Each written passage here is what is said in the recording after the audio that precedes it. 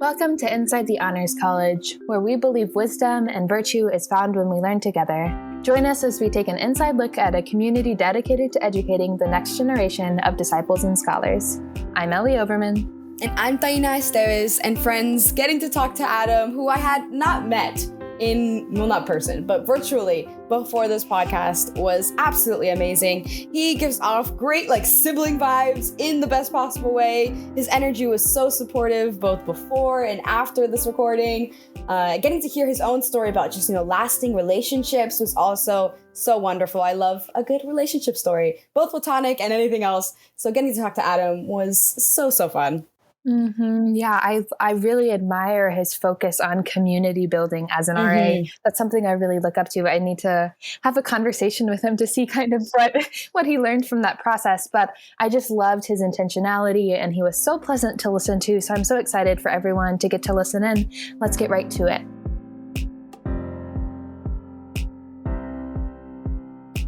Hello, Adam.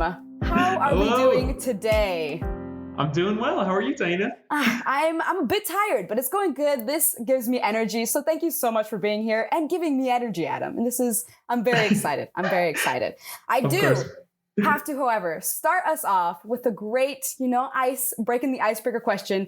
And for full disclosure, I was going to do a nice, innovative, haven't done one before, but your answer to the one I did earlier was just perfect. So I need us to share it with the audience. So, Adam, if you could be any kitchen utensil, what would it be? Yeah. I don't have one of these, and I've never used one.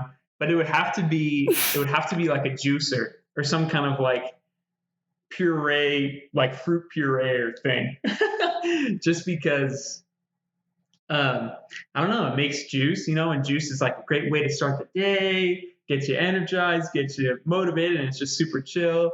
So yeah, I don't know. Yep. Yeah, that's my answer. For everyone out there, Adam would be the juicer. It's great. And I feel like that's very on brand for what I've seen so far. So I just had to make sure that we were all in on that little tidbit about Adam here.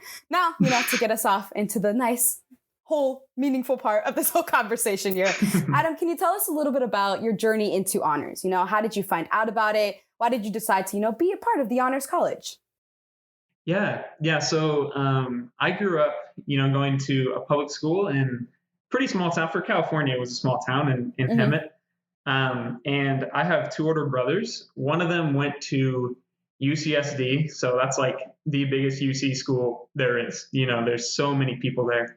And he had a pretty difficult college experience, to say the least. Trouble connecting, trouble finding friends. But the brother below him, so the middle, his name is Blake. He went to APU and he did the Honors College. And oh my gosh, it was so funny.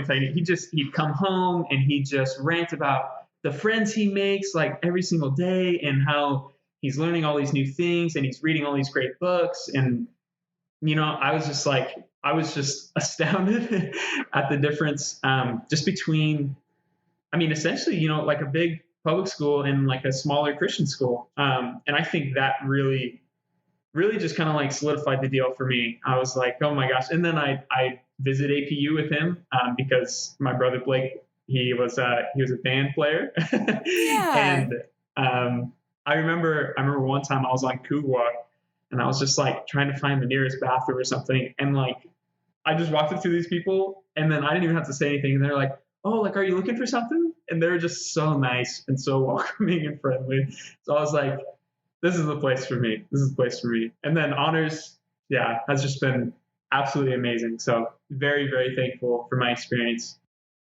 I'm so glad. And, just so we also have that insight on you, this is Adam's final year at APU. We have in the presence of us another senior here.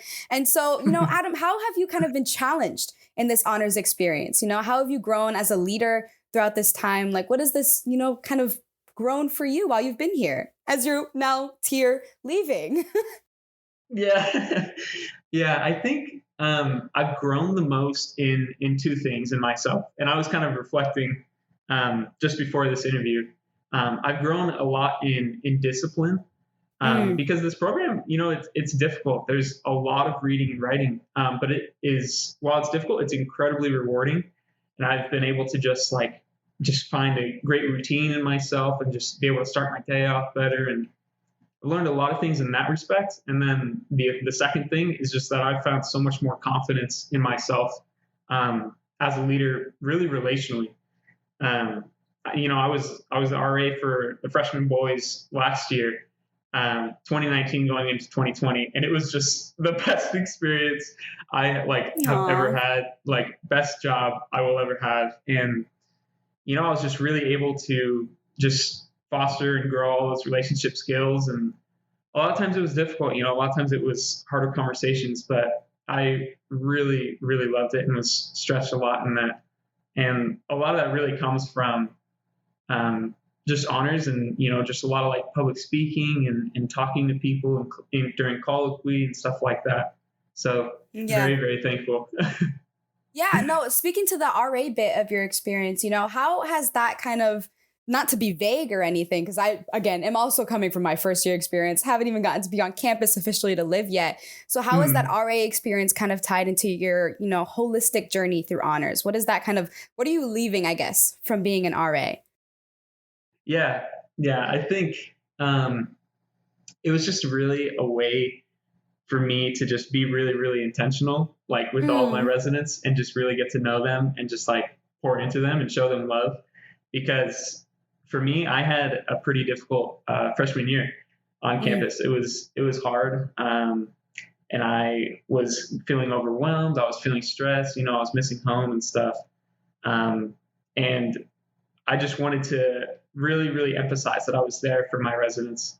And I really worked hard, especially during the first, month, 2 months, to just really create a community where it's hey, we can keep our doors open and we can stay up late with each other. We can play video games and have little events and stuff like that. So it's been really, really good. And that was just such a blessing. And, every single one of them, it's just a relationship that I know will just last for so long. So Yeah, and that's such a nice thing I loved about the idea of having, that communal living with the honors program as well. Have you been able to see that community translate virtually, since this past year we've been online, right? We haven't had that physical connect. That sounds terrible. We haven't, been in person with each other. So have you been able to see these connections in community translate across, computer screens and phones and tablets and whatever may we, be going on right now?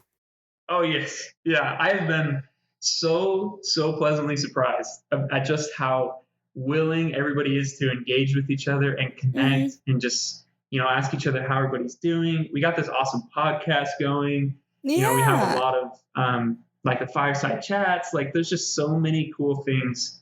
I want to give a shout out to Curtis. Yes. Always a shout out to Curtis. Possible. And he just works so hard, to make it all possible. So and then all of us have just really stepped up and done all these different, coordinator positions and leadership things. And it's just been so cool to see how a community which is so alive and, focused on connection. It's as soon as it went online, it was a little bit of an awkward stage. And then it's you know what, we all miss this. So we're all going to do something about it, So it's been really cool. Yeah. I love that. Yes, Curtis and the team that we got going on the honors side has been really nice. And again, coming from my first year being integrated into APU, just with these open arms. And I think that's a really nice, just recurring theme that we're seeing here. So that's super sweet. Keeping us on this kind of lighthearted, open-ended type thing. To close us out, Adam, would you, if you were speaking to prospective students, current students, let's just say, for lack of a better term, the youngins on the end of the college life, what would you want to talk to them about this honors experience specifically? Or if you have any specific advice that you have for, college and what that means, just going out in the world, what would you just want to say? Again, I'll keep myself in that category, to the youngins on that end. Not that you guys are old, because you guys are only 2 years older than us, but just to distinguish the groups of people here. Yeah, for sure. I think one thing that really frightened me about the honors college, and that I really struggled with going into it, was really that public speaking aspect, especially in colloquy. My heart would just start racing every time I had something to share. I'd be like, oh my gosh, like, okay, we're talking about the passage that I annotated. And then I was just like, my heart would beat so fast, and pretty soon the moment would pass, and I didn't share what I wanted to say. And then by the end of the class, I hadn't said anything. And it was just really, really nerve-wracking to me. So I want to speak to students who are dealing with that, especially. For me, I found that was like almost my entire freshman year, and just let you know that you are not alone in that, because it's tough. But it's a very, very good skill to learn. And I think one piece of advice that I can give that was given to me by Dr. Matthew Smith at the beginning of my sophomore year is just, well, one, nobody has it all figured out. Yeah. And almost guaranteed, like, everybody has a similar question, like, to the one that you're about to ask, right? So you should totally feel comfortable asking that question, because ultimately that's kind of the whole goal of the program, right? Is that we're going through this all together, and we're reaching a truth together. But also, more practical advice is just to say something within the first maybe 10, 15 minutes of class. Doesn't matter what it is. Doesn't matter if it's very good. Just say something, even if it's just a few words. Then, like, your body will just feel so much more comfortable, and you'll just be a lot more kind of in tune with the conversation, where you can now feel like, oh my gosh, now I can say something again and again and again. So that's just a very practical tip about speaking up in colloquy and like growing in confidence that I would love to pass on, and just let you guys know, like, you are not alone. That was a big struggle for me too. That is such a good note to leave us with, because absolutely, it starts with the word, or it can start with the word. I mean, not always does it go somewhere, but it can start with the word. And as long as you're saying something and just being there, people can help lift you up. And I think APU does that so beautifully. So thank you so much, Adam, for, sharing your experience with us and being willing to come to this space and just kind of talk. I really appreciate it. And I know that there are going to be others out there that appreciate what you had to say as well. So thank you again. Of course. Thank you.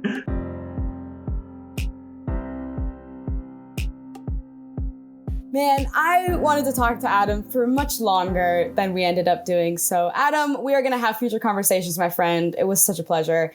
And, getting to hear this, like, nobody has it figured out. And I think that's such a strong reminder for ourselves, especially here in the Honors College, where, like, this is a place where we should feel comfortable to ask questions and think about questions and, talk about those questions, and all of that stuff is what we're here for. And so I think it was a beautiful reminder that this is the space that we are at the very least striving to create. And I, for one, very much supported in that. So getting to be in that space with Adam and talk about, these questions and being able to do it was beautiful for myself, for sure.